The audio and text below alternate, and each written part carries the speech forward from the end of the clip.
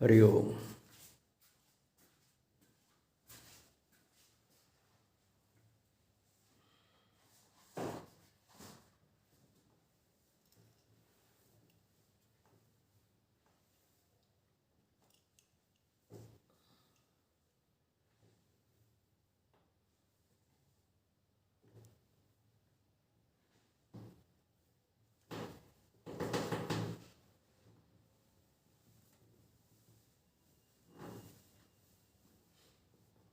ओम नमोस्तु अनंताय सहस्रमूर्तिये सहस्रपादाक्षि शिरोरुबाहवे सहस्र नामने पुरुषाय शाश्वते सहस्रकोटि युगधारणे नमः।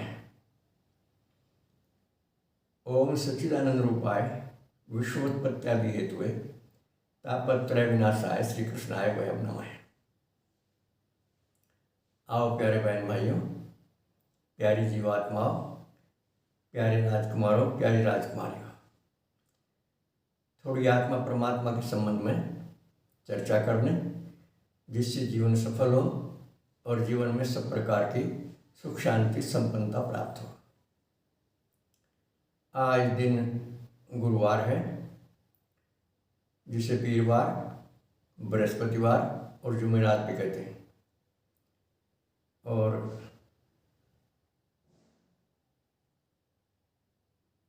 लगते कब तक कि आज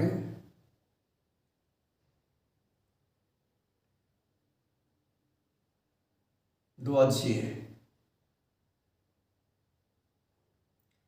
और विक्रमी संवत 2077, अंग्रेजी तारीख 12 नवंबर सन 2020।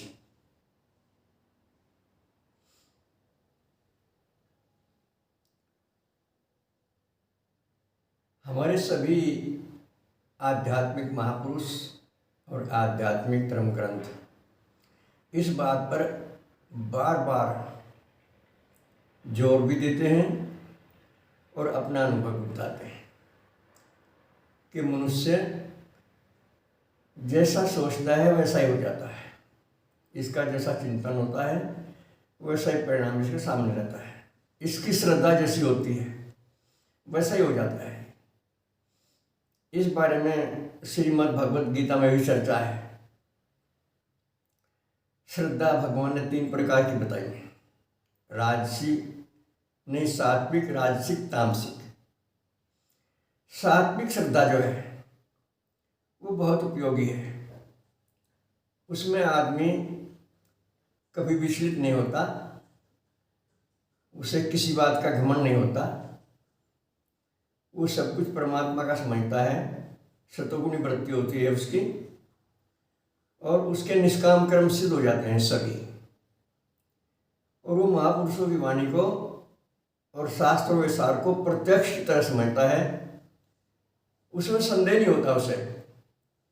जिसकी श्रद्धा सात्विक होती है, गुरुजनों की वाणी में, शास्त्रों की उसमें सार में, जो शास्त्र में विद्या है उसको प्रत्यक्ष की तरह 100% सही मानता है, वो सात्विक श्रद्धा होती है और वही कल्याणकारी है।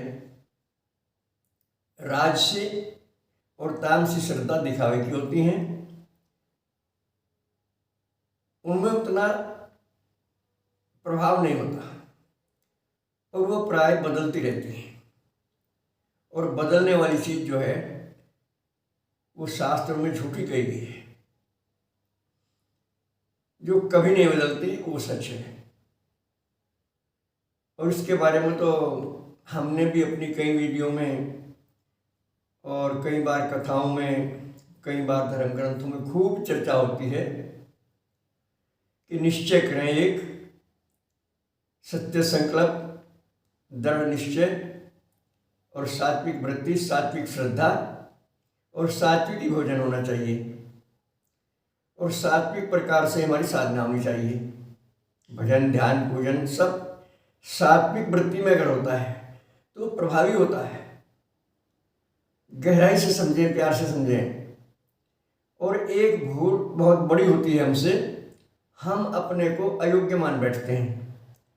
हम अपने को पता नहीं कितनी बार किस क्षेत्र में कमज़ोर मान बैठते हैं, लेकिन हम कमज़ोर नहीं हैं, क्योंकि हम आत्मा हैं।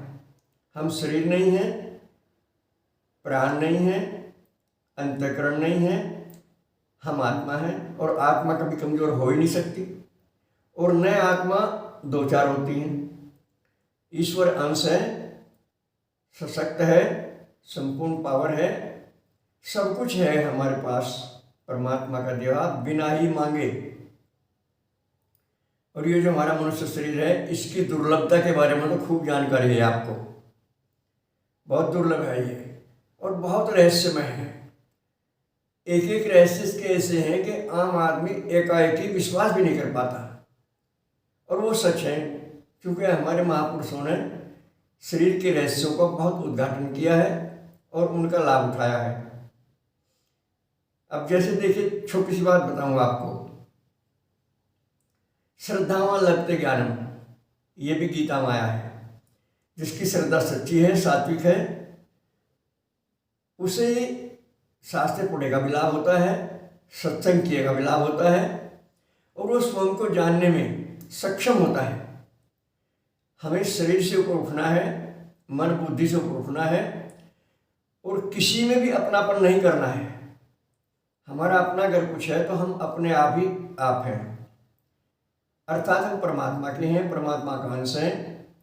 और पता नहीं सैकड़ों बार सुन चुके हैं कि आत्मा सो परमात्मा, परंतु जब तक हम अपने आप में सही तरीके से नहीं आते और दृढ़ता से सच्चाई का पालन नहीं करते, नियमों का पालन नहीं करते, मनुष्यता का विकास नहीं करते, तब तक हम अपने आप को कई जगह कमज़ोर पाते हैं। और ये हमारी निजी मानसिकता की कमजोरी है। कोई किसी से कम नहीं है आत्मा के स्तर से, शरीर के स्तर से है कमबत्ती, ये बात मानने वाली है। धन के स्तर से है कमबत्ती, जाति बिरादरी के स्तर से है ऊंचे नीचे, लेकिन इस आत्मा की कोई जाति नहीं है, इसे धन की आवश्यकता नहीं है। ये संपूर्ण अपने आप में ज्ञान स्वरूप है, प्रेम स्वरूप है, आनंद स्वरूप है। इसका आनंद, इसका ज्ञान, इसका सुख कभी भी न्यूनाधिक नहीं होता।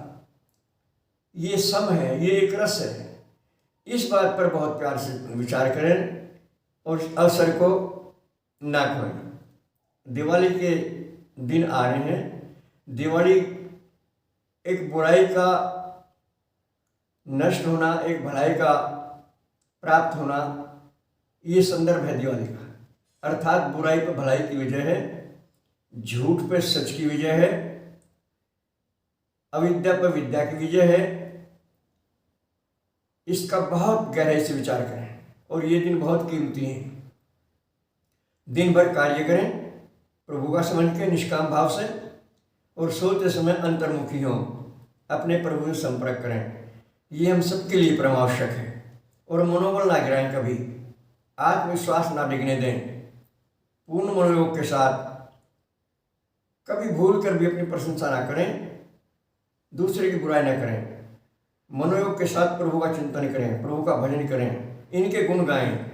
जितने हम इनके गुण गाएंगे उतने ही गुण हमारे अंदर प्रविष्ट हो जाएंगे, और जितनी देर इनको भूलेंगे उतनी देर ही हम अपने आप को भूल जाएंगे, और पता नहीं जो नहीं करना वो कर बैठेंगे, जो नहीं खाना वो खा बैठेंगे, जो नहीं बोलना बोल बैठेंगे। तो इसलिए उठिए, जागिए, और दिवाली के पवित्र अवसर पर अपने आप को संभालिए, बुराइयों का त्याग करिए। एक बुराई का त्याग करते हैं वहाँ एक भलाई आ जाती है। ये नियम है प्रकृति का, इसका लाभ उठाइए। बस आज इतना ही। सर्वे भवन्तु सुखिनः, सर्वे सन्तु निरामया, सर्वे भद्राणि पश्यन्तु, मा कश्चित् दुःखभाग् भवेत्।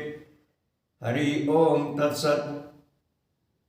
हमारे संपर्क सूत्र हैं 7500 39 75 35, 96 900 54 725। शुभ कार्य में देर नहीं और अशुभ कार्य में जल्दी नहीं। बहुत अच्छा सूत्र है, इसका भी अध्ययन करें। धन्यवाद। ओम शक्राय नमः।